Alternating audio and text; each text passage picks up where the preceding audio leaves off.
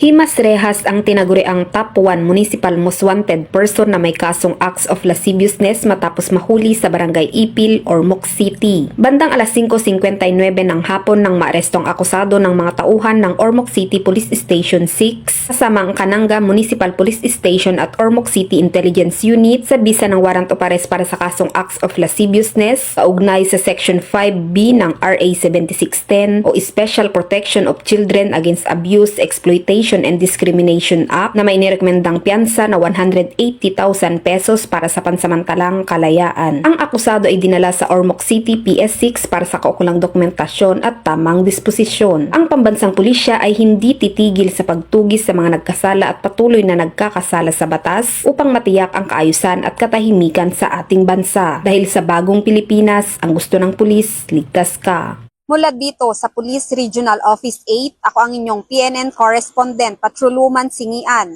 alagad ng batas, tagataguyod ng Balitang Pulis.